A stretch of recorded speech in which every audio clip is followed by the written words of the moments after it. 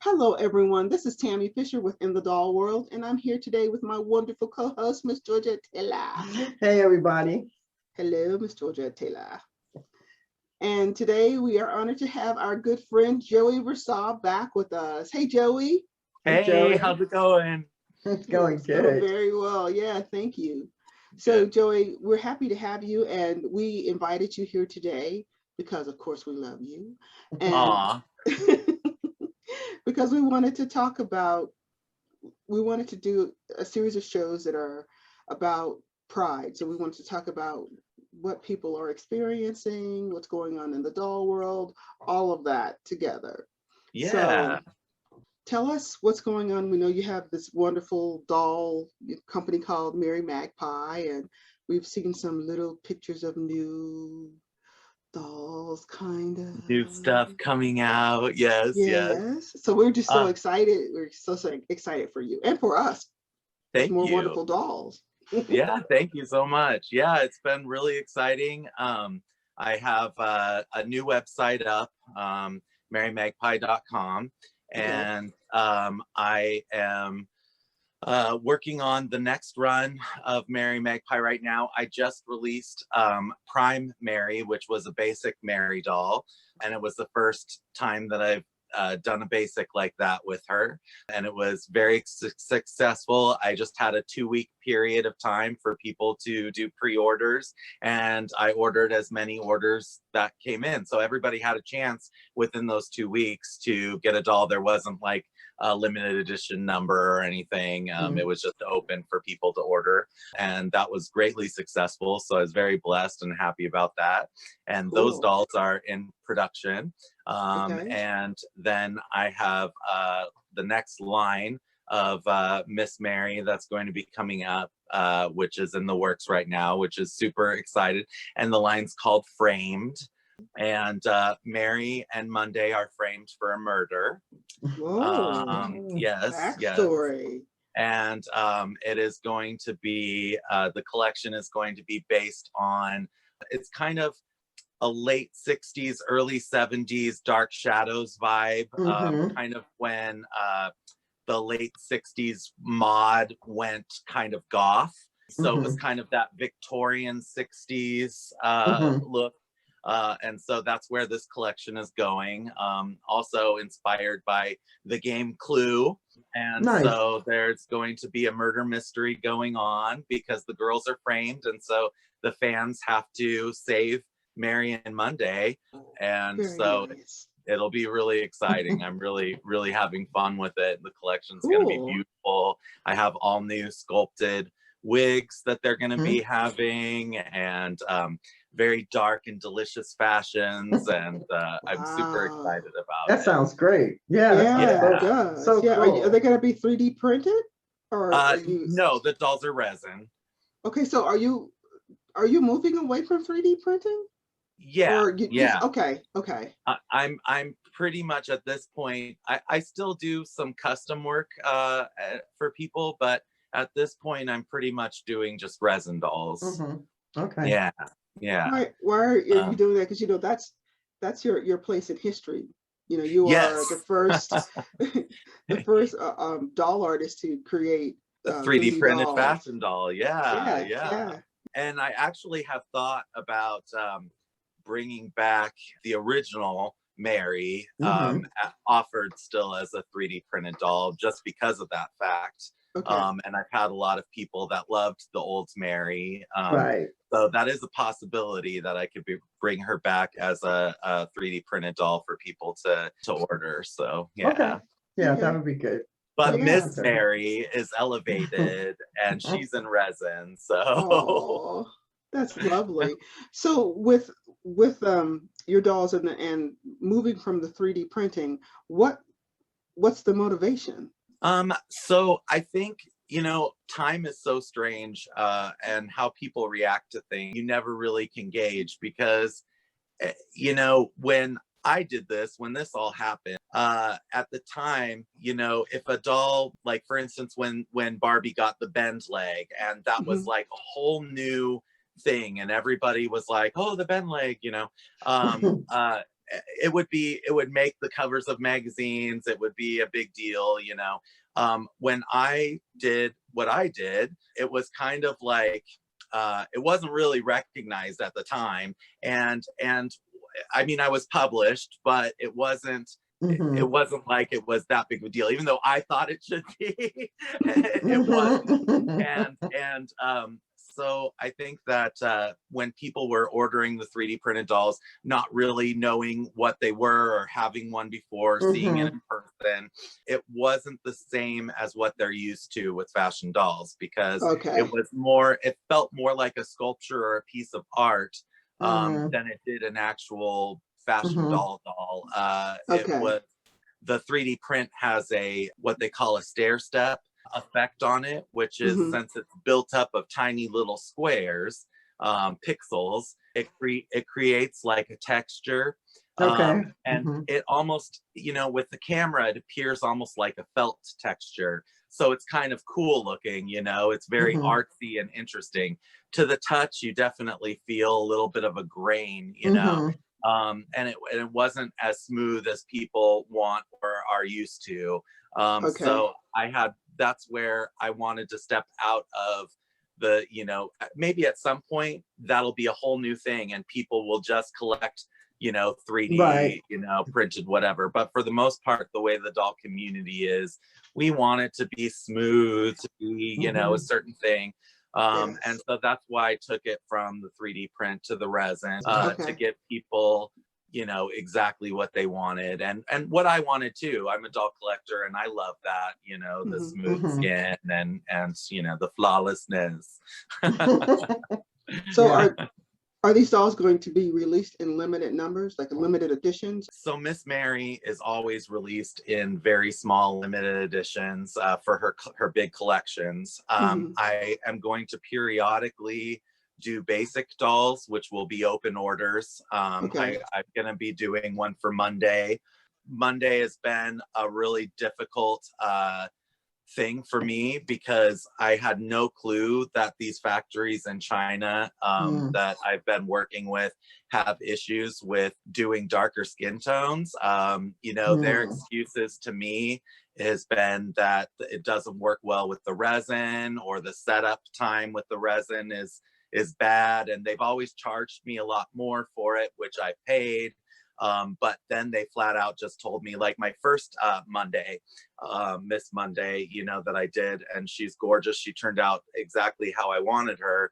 After we did that, the factory wrote me and they said, you know, this is too difficult for us. So we're no longer going to offer this color. And so I was like, oh, well, that changes everything. You know, sure, it changes my everything.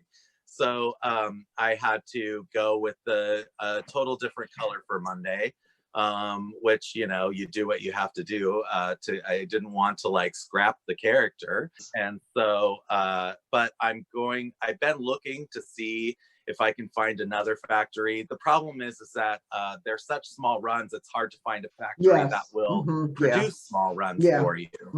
So when you have one, you just like hold on to that because you're like, oh yes, that's priceless. Yes, exactly. So I've been trying to work on that, and if I can give them a big enough order and twist their arms, I think I might be able to get that original color back for one run, which I'm thinking I'm gonna do basic Monday. That way I can have people can order, you know, there can be as many, you know, made as people order, which will give everyone a chance to have that doll in the skin tone that she was supposed to have in the first place. So which would be wonderful. What was the run that you were doing in the beginning? So it's always been a run of 50. Oh, that's small. That's small. Yeah, it's very small. It's very small. So, and it's all, you know, hand painted by me. All the clothes are made by me, you know, so I'm a little mini factory. That's what you got to do, you know? Exactly. Just for people who don't know you, and we could show a picture of Miss Mary too. Miss Mary is a Black doll, an African. Miss Monday.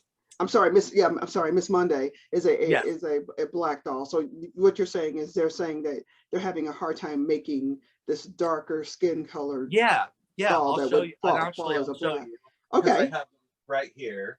So this was the first run of Miss Monday. Uh-huh. And this is, you know, what I wanted her to look like, and this Right. is the correct, and this is what they told me they could no longer do. So when they told me that, she went from this to this. Oh, Oh, wow. that's a So huge difference in it's a skin huge color. difference. It's a huge difference. Yeah. Wow. And so I still kept her the same. I still kept her Miss Monday, and you know, because I love that character and I want her to be part of the lineup, but you have to work with what you have to work with, and Yeah. Yeah. so that's where we're at, you know. Okay. Okay. But yeah, so I've been working with that, trying to get, you know, those things that you never thought would come up when you're just designing, you know. When you're designing, you're like, I want it to be like this, but then when you're Yes. working with the factory, it's a whole different story, because they're Yes, like, it is. you know. Yeah. Not so much. Yeah, Yes. exactly. Wow. So that's going on, and I have the mystery Mary's coming. The framed collection is going to be coming out. As I said, I'd like to do a basic Monday in her original dark skin tone, but I have to work with the factory and see if they may just give me a number of like what they would like to see produced for them to make it worth their time or whatever with it. I think the problem was the curing for the resin. The darker the resin is, the longer it takes to cure and the harder the process is. So, and like when I originally ordered them, they charged me $20 extra per doll than the rate any other skin tone. So, you know, Yeah. and I gladly paid it because I was like, no, this is what I want my, you know. Right. Yes. Right. But That's significant. yeah, and then I've been working on my boys in the background as I've been working on Mary, and they are going through some major changes. So originally they were more fashion doll. Is this your first love? First That's love, okay. yeah. So originally they were 12-inch fashion dolls, but they were offered in 3D print. And now what I'm doing is I've reinvented them a little bit, and they're still gonna be a fashion doll, but they're going to be more of a BJD. Okay. They might fit more into the ball jointed. They're like a hybrid of a fashion doll and a ball jointed doll. Okay. So they're going to be a new size. They're going to have inset eyes Okay. instead of the painted eyes. Okay. And they're going to be out of resin. And they're going to be 14 inches tall. Okay. So they're kind of this middle ground. The fashion dolls kind of jump from 12 to 16 inches, you know. And so this is an odd size in the middle. But the reason that I did that is because, first of all, I want them to stand out on their own and be their own thing. I'm not that concerned whether or not they go well with someone else's, you know, dolls. I wanted them to be their own thing. Also, when I'm holding dolls in my hands, the 16-inch dolls, I love them. They're gorgeous for like modeling and putting clothes on and whatnot. But as I don't feel as hands-on with them, they just feel a little too big for me to like play with, you know. And the 12-inch dolls are kind of what I'm used to growing up with Barbie and stuff like that.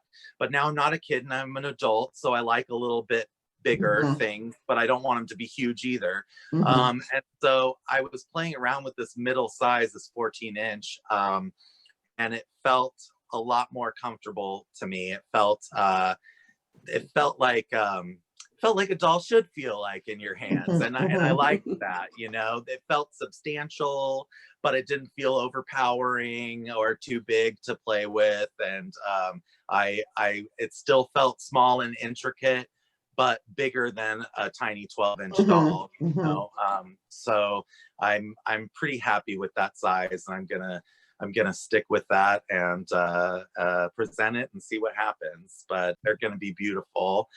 They're gonna have face plates just like Miss Mary and Monday do. So they're going to means, you know, they'll have different looks and you can switch their faces. And I'm excited about them. They'll be the first doll that I've done with inset eyes. So that'll be so are the eyes, can you remove, you can take the faceplate off. Can you remove the eyes from the faceplate too? Yes. Change the color and Yeah. nice. very Okay. nice. Yes. Yeah. I'm excited. I'm excited too. I think it'll be really Good. fun. And Yeah. then speaking of faceplates, not to jump all over the place, but going back to Miss Mary, my beautiful partner, he does 3D sculpting, and he actually works on building video games, and he played around with Miss Mary's faceplates and has done some amazing sculpts. We're going to be doing some limited edition costumes that come with different faceplates, so that people can even more change the look of their Miss Mary and have extra accessories. And so we worked on just recently ones that we're going to be doing for Halloween, close to Halloween. So we have a amazing vampire faceplate that's going to be with the costume that's going to be available for Miss Mary. And we also have a devil girl, like so I'm super excited about that. That's going to be fun. It's going to open up a whole new door of play for her, because I'll be able to release these limited edition fashions that come with different sculpted faceplates that people can play around. Yeah, that sounds great. Yeah, I love it. Great. Yeah. So what size are the editions going to be? Have you decided yet? For the Mary? costumes, it's going to be a super small. They're going to be super small editions. I think I'm going to be doing editions of 15, so they'll be really small. Yeah. Cool. Yeah, I have to do all the sewing myself. But you're so good at it, so there you go. Yeah, exactly. Yeah. But yeah, jumping back to my first love boys. So because of costs and everything, they're going to be released with one body. But I have in the works, I have a more husky body that I'm working on as well, because I want them to represent. You know, I'm a big man myself, and so they're going to be released with very like petite male bodies. But I'm also working on another male body, and not a muscular big body, not a G.I. Joe, a realistic bigger male body, like a bear, sculpt, like a bear. Okay. No. Yeah, like a this bear. is Pride. We're right, talking about.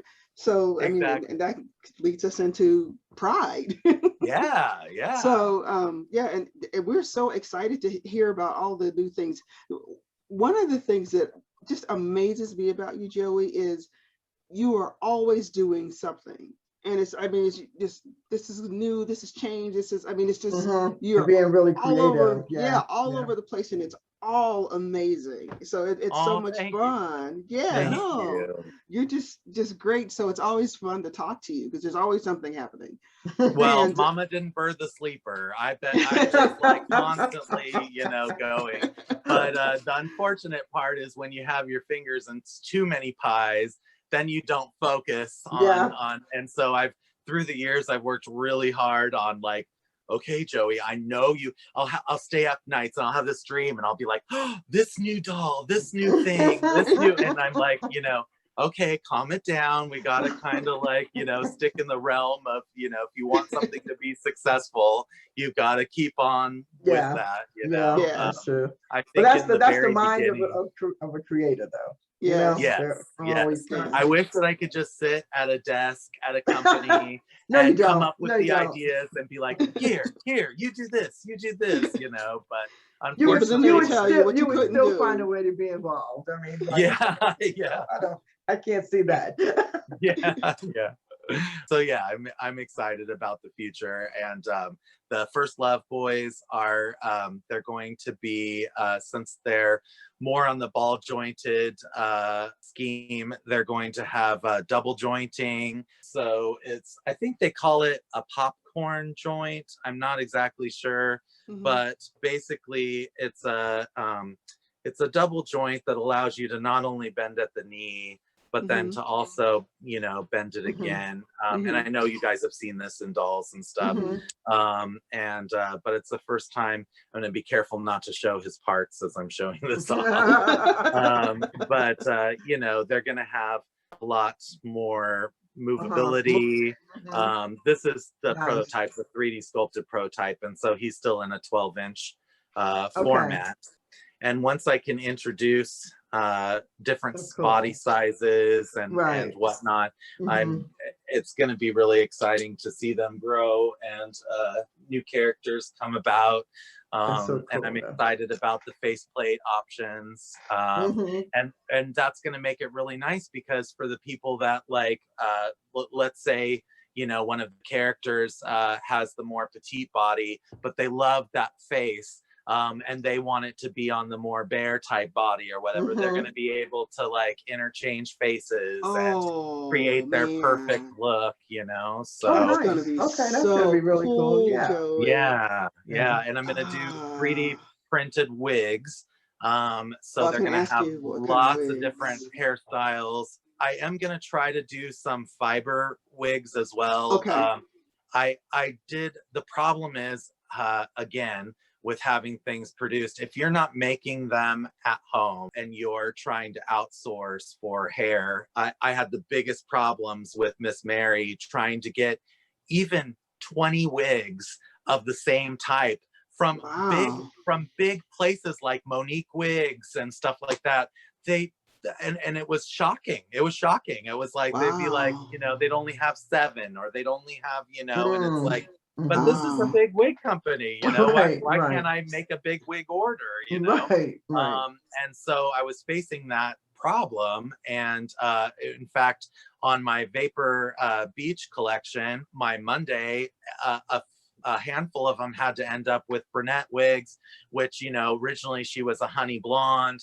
And so I made them like, you know, a little bit like more limited, because there's a few brunettes in the batch, you know, but it wasn't what I wanted. It was what was available, you know. And so unless I overnight become an amazing wig maker, which I don't see happening, I love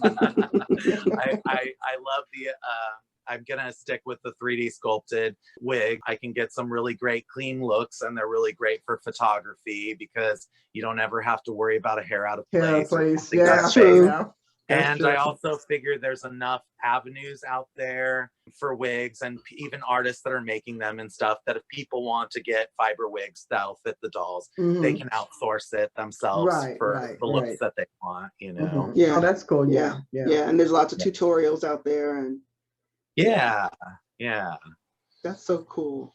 So we're going to get back to Pride. There are very few dolls that are called gay dolls, or you know, anything along the, you know, I'm going to use the term the queer, you know, space as far as dolls go.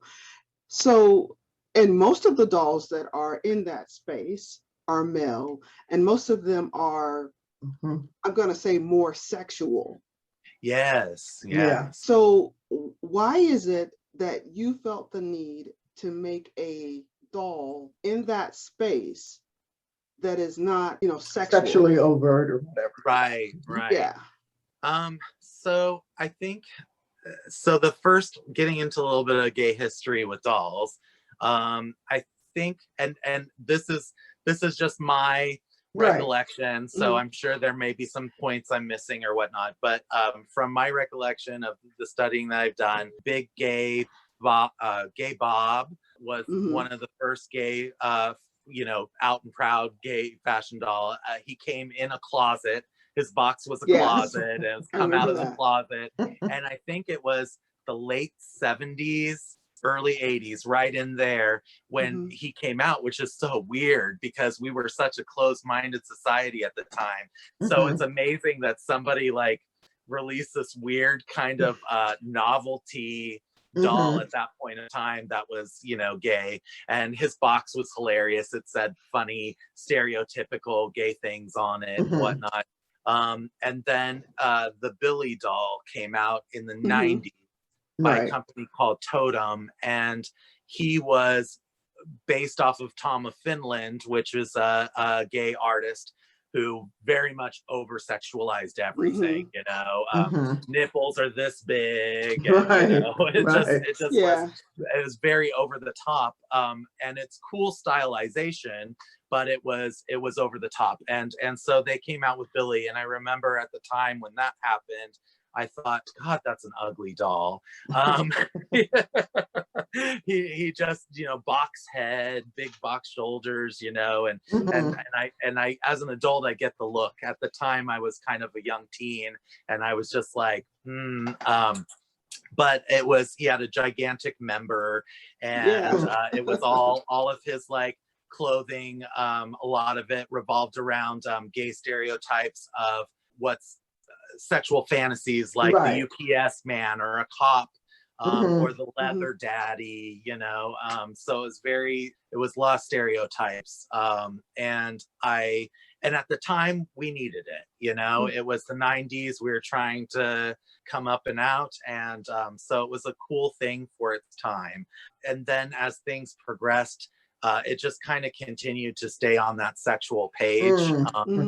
And I feel like when I started making dolls, I gravitated towards the female fashion dolls because that's what I grew up with and loved. And then something kind of switched, and I guess I was like coming into my own self, the realization of boys can be pretty too, you know, and they can be anything. And so I wanted to create a fashion doll that showed the more real side, at least the side that I experienced of coming out of the closet, of falling in love. And, you know, just like all people, we're all different. So for some people, marriage and like commitment and monogamy is their thing. For other people, that's not their thing.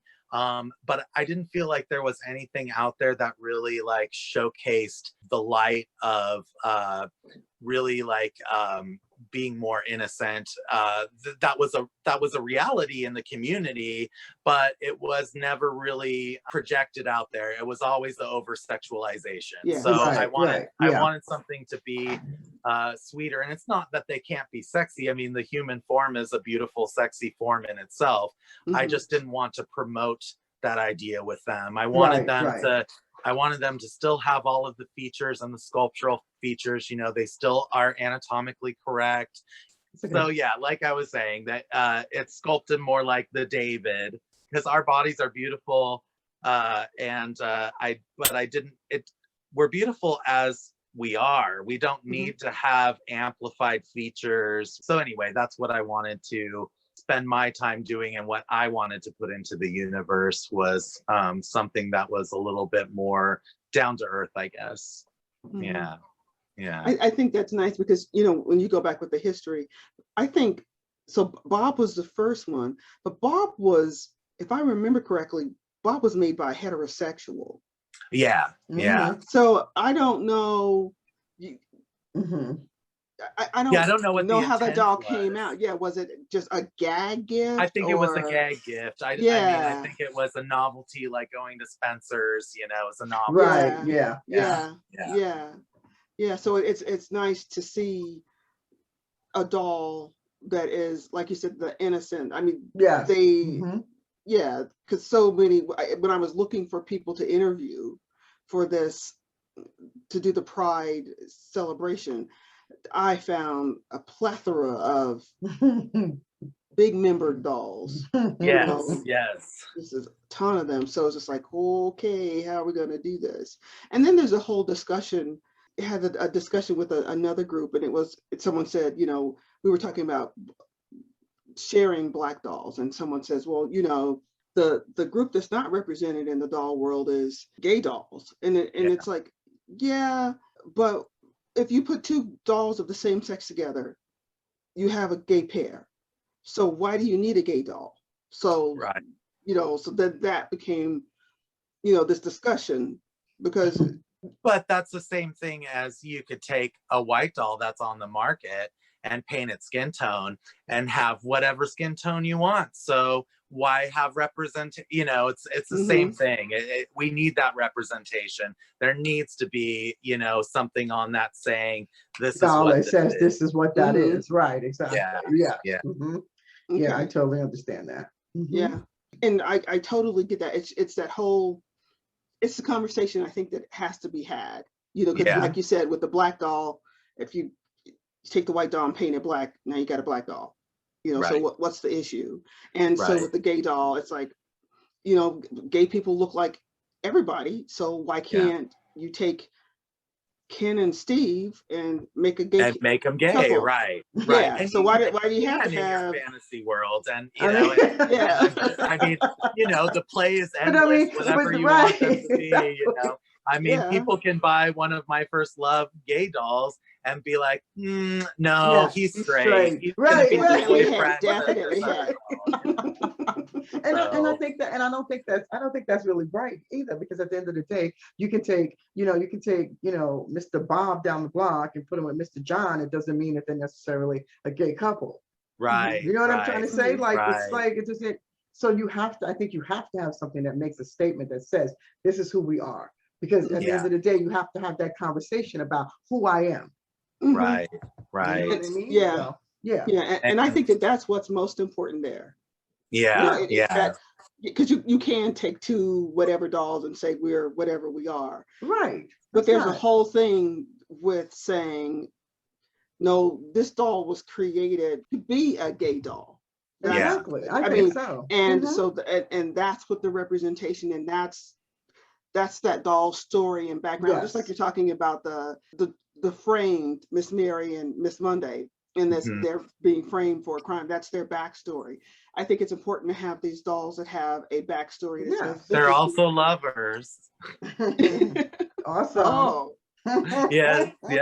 More diversity going on. Miss Mary and Miss Monday are a couple. Nice, very nice. But I do think that that's important, and I'm glad you were able to see that, and create an environment that encapsulates all different aspects of who you are as a gay man, and because I think that's really important. Because I know me and Tammy have this conversation a lot, and definitely since we've been doing this Pride Month, is that people don't see that community as being just normal people. It's like, I don't understand why you can't understand that, but it is what it is, and so to be able to have a doll that doesn't represent just sexuality or just this or just that, and that they have all those aspects of them is so important, so needed, so I'm glad you. And then we have, people that have broken history in the gay doll world, like Robert Tonner. He had produced a doll called Jazz, which was based on a real trans girl in the community,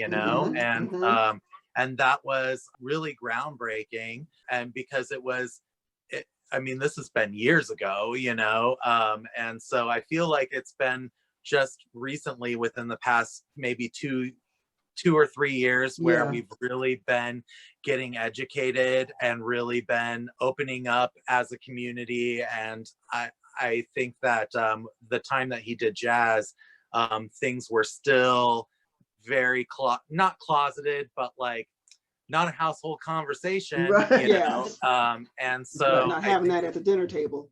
And so I really have a lot of respect and props for Robert for putting his money, that you're making an investment in that, and that has to be something that you believe in when you're putting your money for it, and so I was really really happy that he did that.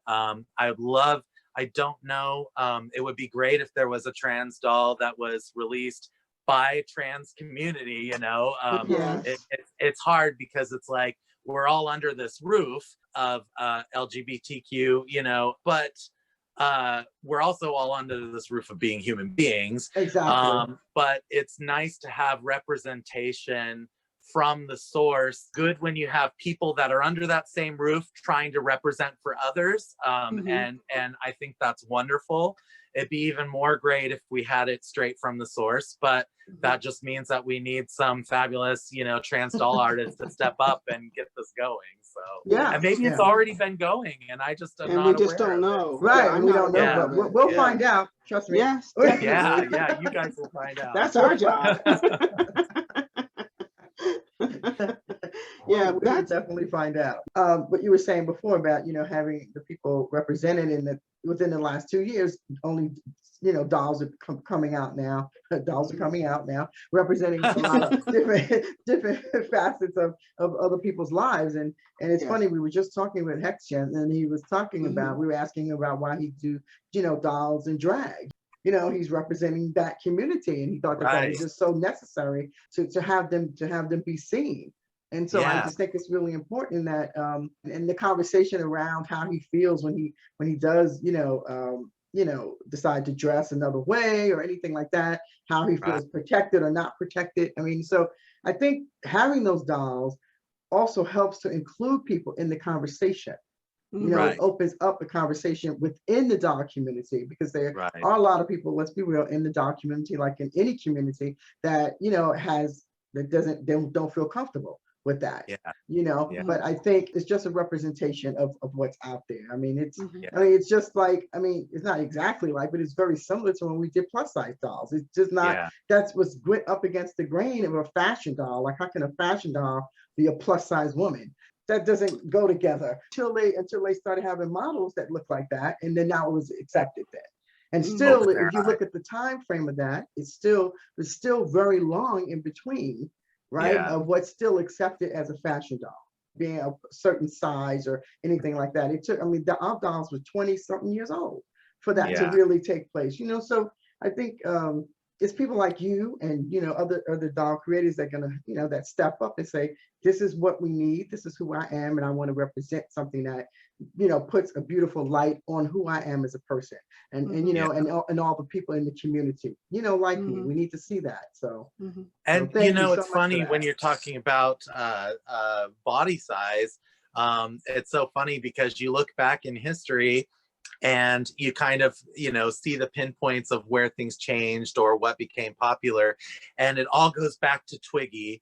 I think to myself, but at the time for her, she was, the mod look was a flat-chested tiny waif of a girl, and at that time, before it became popular, that body style wasn't popular. And so but then it became popular with that look, and then it just kind of stayed with the models and with everything, this whole waif look, but it takes us as people and as a community to I don't ever want to say that that body isn't beautiful, because it is. It takes us as a community to recognize that's a type of a body, and that we have many types that need to be representative, that are just as beautiful, and unfortunately with like the fashion industry, and the magazines, they're the ones that are really out there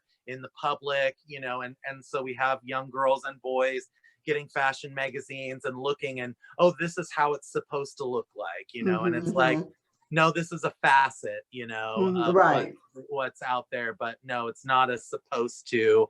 So I feel like we're opening up, and I'm so proud of us as a community to like open up and be embracing everybody. I feel like the world is changing, and people are kind of like, waking up, I guess. I feel like people are realizing, I don't know, it's an interesting time to be living in, that's for sure. And we've come so far in such a small period of time.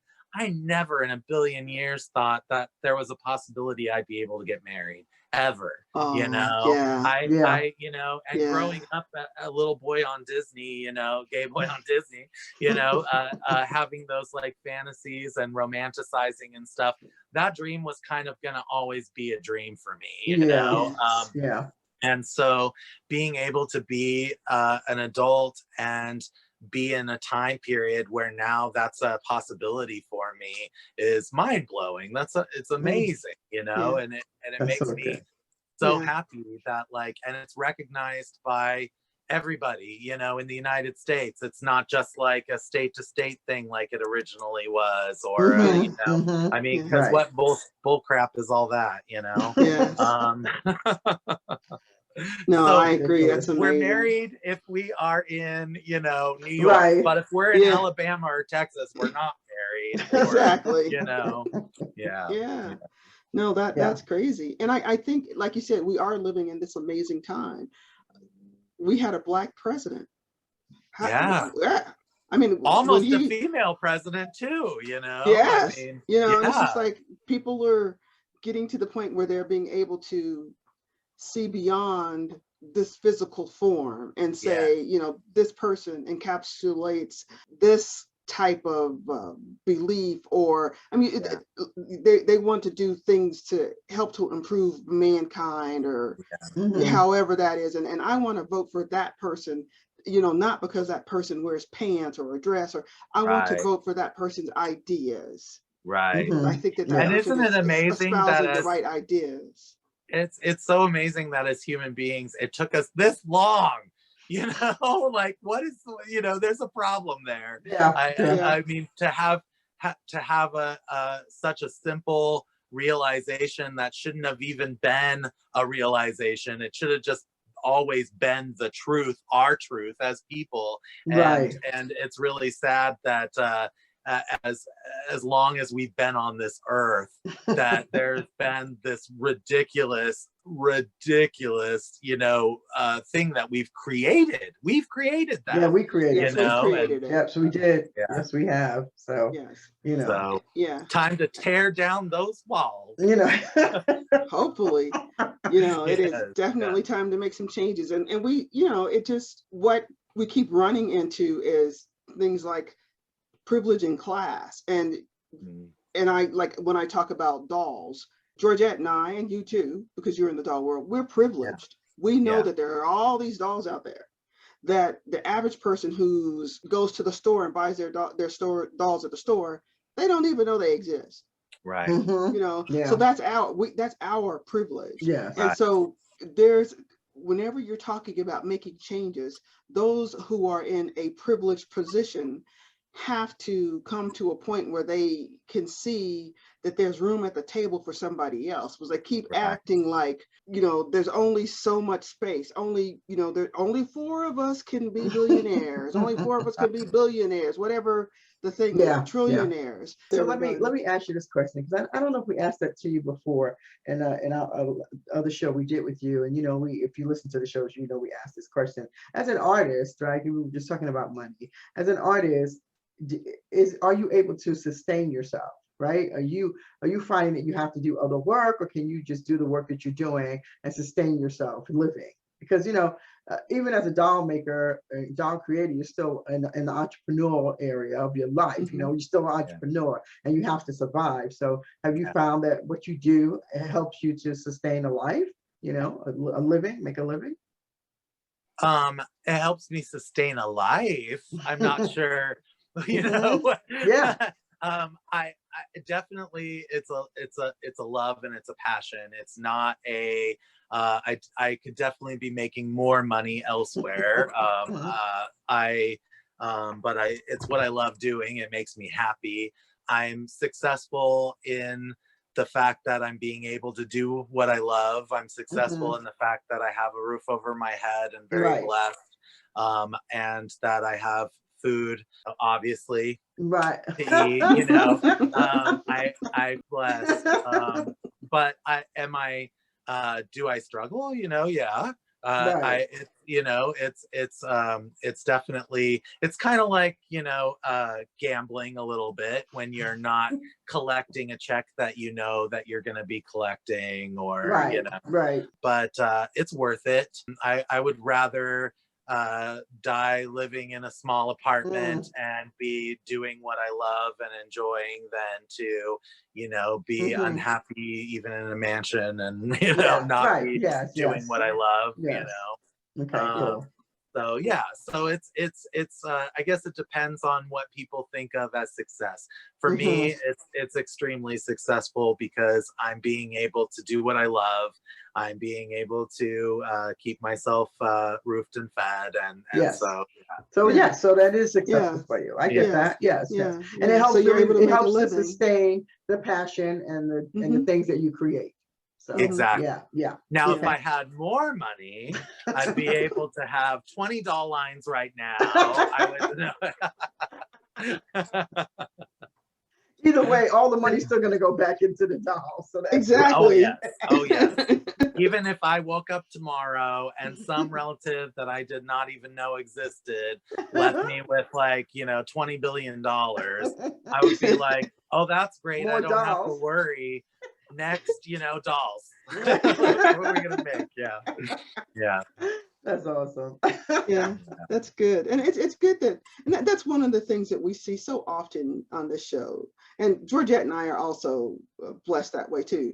People who are doing things that they have a passion for, you know, they're able to, we as of yet haven't figured out how to do the money gig, and we'll get there at some point.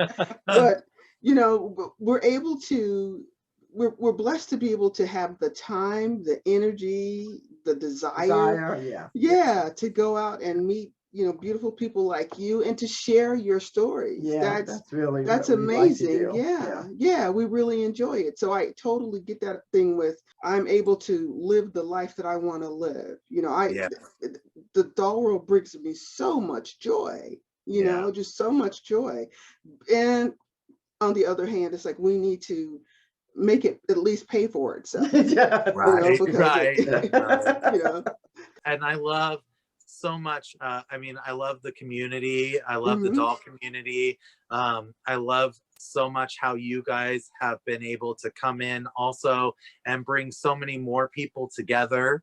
Thank you. Be able to introduce people that other people may have never learned about or seen. I think that, you know, you guys are such a blessing in yourselves, what you're doing, your mission of passion, you know, your dolls and everything, and you guys are bringing everybody together. And I thank you so much, and I know the community thanks you guys so much for doing this, because it's really, it's a beautiful thing, and it's really, you know, you guys taking time, you know, to do this, and it's really, and it's an important thing, and I'm so glad that you guys are doing it, you know. Yeah, I think it's really important. I'm very grateful. Thank you. Yeah, thank you. We are grateful too. Someone approached us recently and said, you know, your show should be archived. They should be part of, you know, the archives for people who are studying, because you're capturing so much of what's going on. And thought about it from that vantage point, but it's like, this is, you're talking about what's going on around the world. At, you know, at the same time, all these people are experiencing, you know, COVID, and so this is what's happening to this one in Brazil or this one in Germany or wherever, and you're talking about it. So well, when Netflix contacts you, don't forget me. don't forget everybody, right? We're like, oh, who was that? I don't know. Did we interview them? Oh, I don't know. I don't know. What's your name, Joey? Who? But you know, one of the things that makes me more proud is that, you know, I know we were developing it, it was because we wanted to bring doll people in within the community. But I get a kick out of when people who are not in the doll community find out about the show, and they really are surprised and just amazed at the people that they meet, you know, along the way, you know. And I have people say, I was never into dolls, and they think they have to be into dolls to listen to this show. And I'm like, no, I said, because they have, I mean, it's a business, you know, it's a passion, it's a business, it's all of those things, and you get to hear people's stories and about how they, you know, are succeeding, or how they're either struggling, or how they did struggle, or, you know, what their idea was for a doll, or how they, you know, so that's what really makes me excited, and that's what I really wanted to do, was show all the people that were in the doll community to other people, so they know who, you know, who's making those dolls. You know what Right. I mean? And what you have to do to get those dolls on the shelf, or to get those dolls paid for, or to get those dolls, you know, collected. And so Right. when I run into people that never thought about even thinking about listening to a doll show, and they listen to the show, I get amazing feedback, and I'm always so happy about that, because I think in the doll community, people in the doll community are going to be always excited about people in the doll community. It's the people Yeah. outside of the doll community that you're trying to reach, because now you got more people to buy your dolls. You know what I mean? And Right. oh, I know a new person. This is amazing, you know? And so Yeah. And that's we're the really same happy as about branching out for representation. You know, we're talking about Yes. representation, and we're talking about like Pride Yes. Month. When you have representation out there, you may reach out to an audience that isn't a Yes. necessarily already a doll collector. Yes, exactly. But, you know, I can imagine, you know, if, you know, gay men at some event, you know, walking Mhm. past a case of like gay male dolls or something, Right. and being like, oh, like I didn't know something like that existed, you know? That's really cool, you know? Yes. Uh, Yes. so Yeah. by being able to outreach and Yes. and whatnot, we're able to also reach other people that are not part of the community, that Yes. and maybe touch them in a way, you know, like Yes. and for them to realize it's like anyone seeing representation of themselves Mhm. that they've never seen before. That's gotta kind of put a smile in their heart, you know? Yeah. And that's why, you know, I love doing what I'm doing.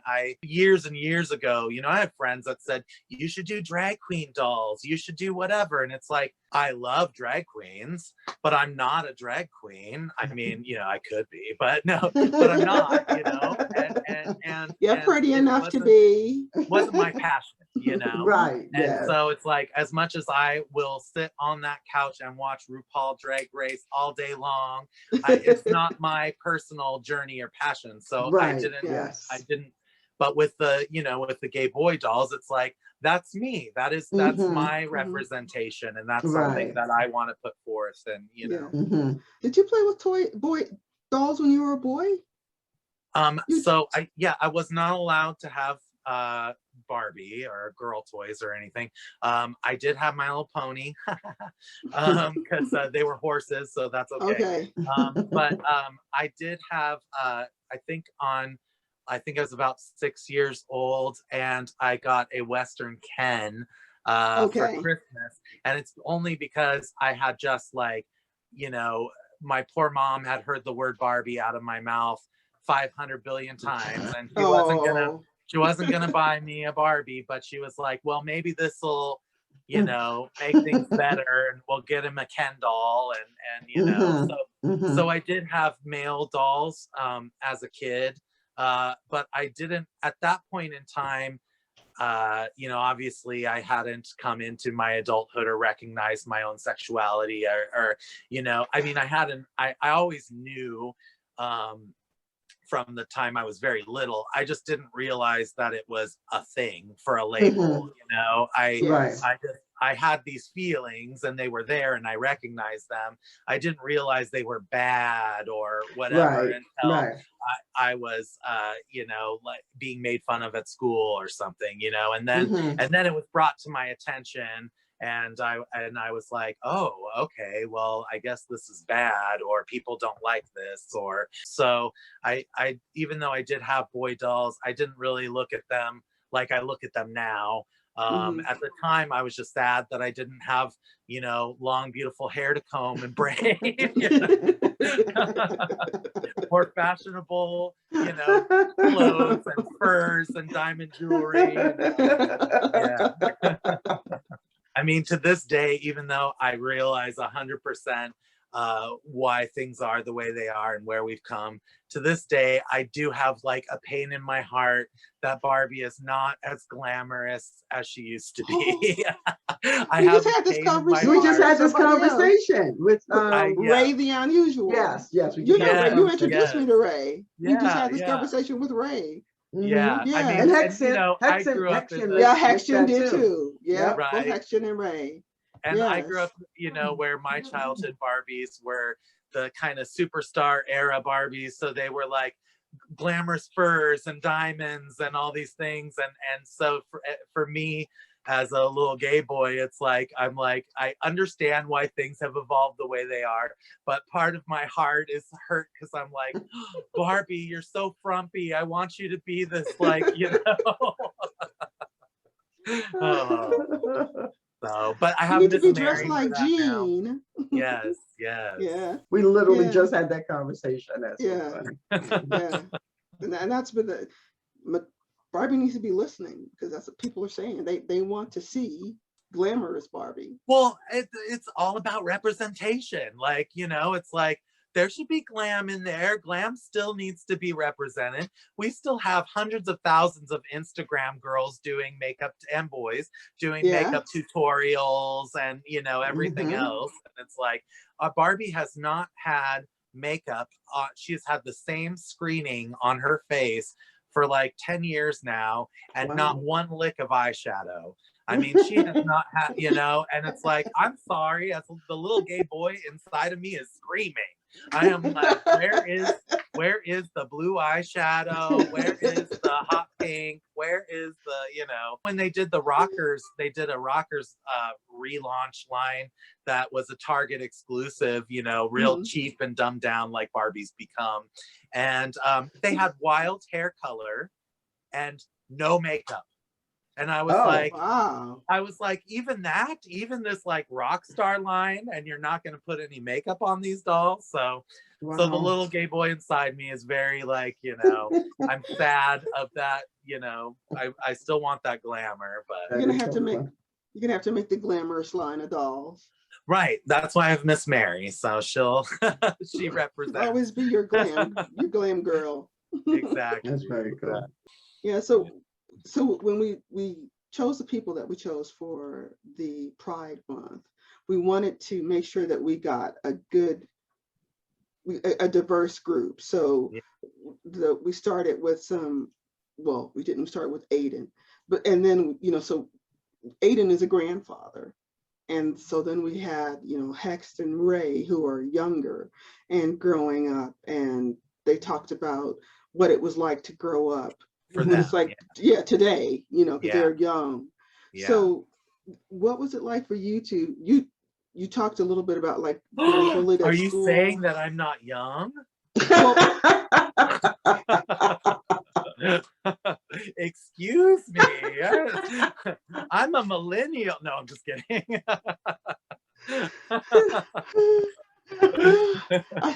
You stepped that one up, Tammy. I did. Yeah. I did. You're at a fabulous age. They're young, I'm at a fabulous but you're fabulous. Age. And you know, I wouldn't have it any other way. They came up with a new name for my generation, and it's like Zennial is what they call it. Okay. Okay. All right. And the reasoning that they had it, and I think the years are like 1976 to 86 or something like that. Okay. And the reason that they did that is because, and it's true when you think about it, we were the last generation that still grew up in the old school ways, but we're growing up with the new technology that was growing. So we still had these values and morals and things of old that were, you know, instilled to us. We still had to do everything by hand, and we had to hoof it everywhere. We still had to do all this, you know, but we were also growing up in a time where all this new technology was happening. We were experiencing that. And so we're kind of like, I like to describe it like a book, the center binding of a book with 2 pages. We were kind of that middle binding, and we're never going to happen again. You know, that was just for that time, and it's done. And so the people that are part of that were born in that, you know, time period are, I think, look at things very differently than a lot of people do, because we have such a vast, what do you call it? We've been experienced in both worlds, you know. Right. Yeah, I can understand that. Yeah. And even though there's people that are, you know, of older generations that also have been here all along to watch things grow and everything, they were not, they weren't growing up as a in that. youth Yes. experiencing this and Yes. whatnot. So yeah, so I really love, I love where I've been placed in this universe and this time, and I definitely have experienced, because of growing up in the time I did, got to experience the oppression, and then also got to experience and be there for some magical release of that, you know, and that's amazing. I'm so happy. I, as a teenager, you know, I was out when I was 13. And I volunteered for businesses like Phoenix Rising and Cascade AIDS projects, working on, you know, spreading the knowledge of HIV and AIDS. And I, at a very young age, was very much an activist. And I even was brought into panels to talk to school teachers as a teenager and whatnot, to talk to them about what they could do to help gay students feel comfortable, and create safe spaces for them and whatnot. And so I got to experience knowing what it was like to take the abuse of oppression that I did growing up, and then being able to see this like flower blossom and watch things open up for us as people. And it's been a really great journey, and I don't think I would appreciate it as much.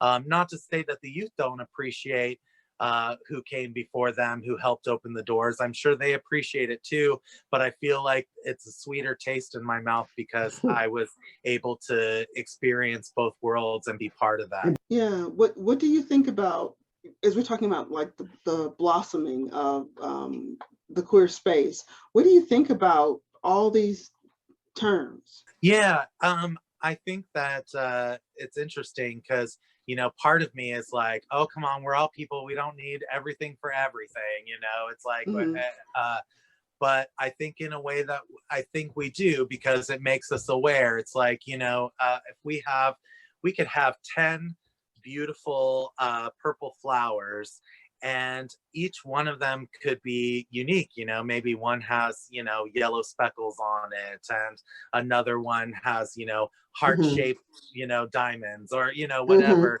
Do we want something that that represents for those differences, even in those same purple flowers? You know, I think that it's important that we do have some recognition, and you know, and it makes those, if here's the bottom line, if it makes a person feel good, then it makes a person feel good, and we should be able to respect that. I mean, education levels are different, and there always has to be room for social, you know, education.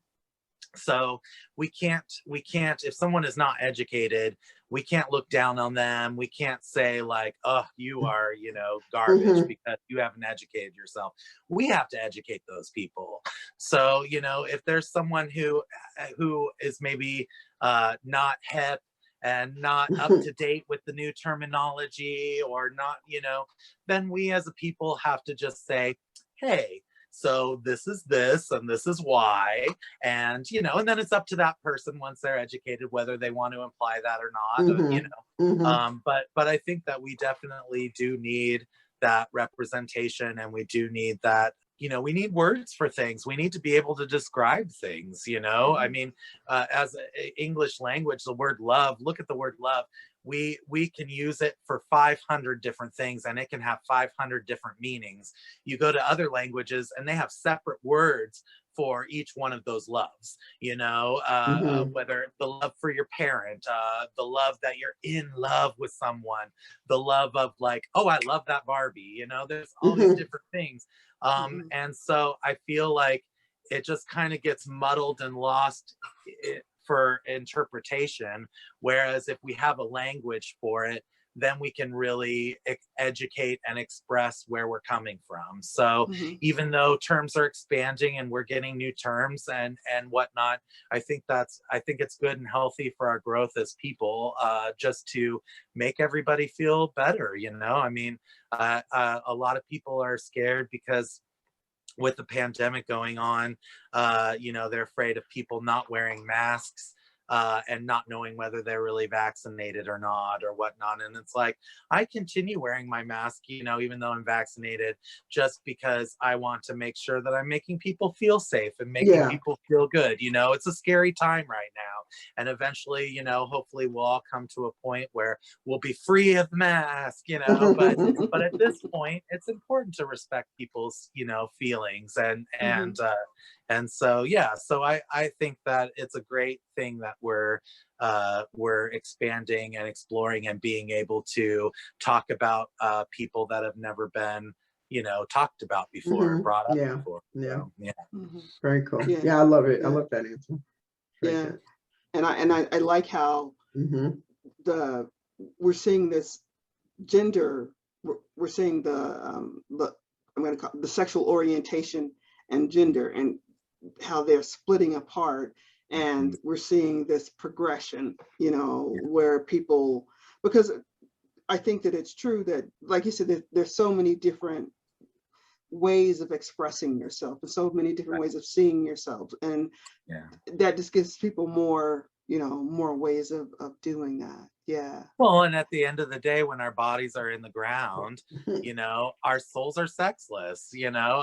It's so what does any of it matter as far as, you know, that's why I think it's so funny that we're so archaic, you know, as long as we've been on this planet, that we're just now, you know, seeing the light and opening up and stuff. It's like, it's really amazing to me that it's taken us this long, because we all know the reality. We all know that we're mortal. We all know that we have a certain lifespan. We, you know, and so the fact that, you know, penises and vaginas, excuse me, have been like this huge deal is really ridiculous. I mean, they're there for reproduction and pleasure, and who cares, you know, as long as everyone is like, you know, being respected, none of it should matter, you know?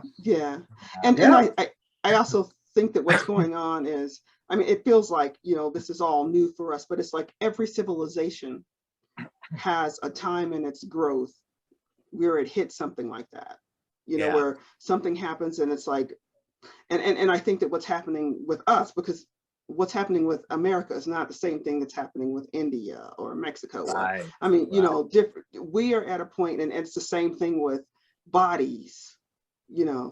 We are blessed to be at a point in the development of our civilization where we have this time and we have enough resources that we can sit back and we can think about, oh, how do I see myself? Whereas, and not all of us are in that position either. You know, when you are trying to figure out what you're going to eat, it doesn't matter what your gender is, or, you know, so that's, again, we talked about privilege earlier. That's part of the privilege of being the privilege that we even have time to talk about these issues rather than being foraging in the woods for food. To try to go get something. We have the time to sit here, you know, and talk about these issues. So that's just where we are with our growth in our country, and the subset of us who are blessed to be able to have those thoughts and discussions. And I think that, you know how you guys were just discussing how what you guys do in interviewing these doll people and having other people that are not part of the doll community listening or whatnot. The fact of the matter is that dolls are a representation of human beings. You know, and so the talks that you're having with people are real talks about human growth. You know, it's based in this art form that we call doll, but it is so much more than that, because what this art form and what this doll represents is humankind, you know. And so it's important, you know, it's very important. And it's, you know, from, even though we're collectors and artists as adults, there's also children that are developing and that are being brought into this new world that we want to give them. We want to open their eyes. We want them to see color. We want them to see everything. So we want this representation out there for them. And it's so important that we do that, you know. So this important. It's a legacy that we have, and it's our choice, and we want to make the best choice that we can, you know. Yes. Yeah. Yeah, I agree with that. That's beautiful. Joey, thank you so much for joining us today. I mean, it's just a wonderful, and we love you too. Just a wonderful conversation, and it's always fun to chat with you. There's always something interesting, you know. Yeah. So always something going on. So, is there something else that you feel that you want to say, either about your dolls or about anything from the Pride world? Or I just feel super blessed and to have you guys in my life as friends, and to have you guys working on the mission that you're doing, because it is a mission. And I just and I want some recognition for you guys, because it's really a great thing that you guys are doing. And I know that as a whole, the doll community appreciates you guys so much, and so. Yeah. Oh, well, thank you, Joey. We really appreciate it. We really appreciate what you bring to the doll community. You're amazing. I love the fact that you are passionate about educating people, that you're talking to students, that you're talking, you know, to people about, you know, just about the human spirit of people. Yeah. You know, that's really what it's about, and loving that part of who we are as human beings. So thank you so much for doing that work and doing it through your dolls. We really appreciate it. Thank you. Yeah, we really do. Yeah. So Joey, where should, if people want to know more about your new lines of dolls and about your existing lines, where can they contact you and find out about your dolls and what you're doing? marymagpie.com. Okay. That's my website. I also have an Instagram, Miss Mary Dolls. Okay. And I have an Instagram, First Love Gay Boy Dolls. Okay. So 2 different Instagram accounts with my dolls, and you can always friend me on Facebook. Always showing and keeping people updated, but my website's a great place to go. So that's probably the best place, is the website, but you have these other places too. It's been wonderful. Yes, thank you so much, you guys. Yeah, thank you for joining us on In the Doll World. Love you too, babe. Okay. All right. Bye. Bye, Mr. Joey.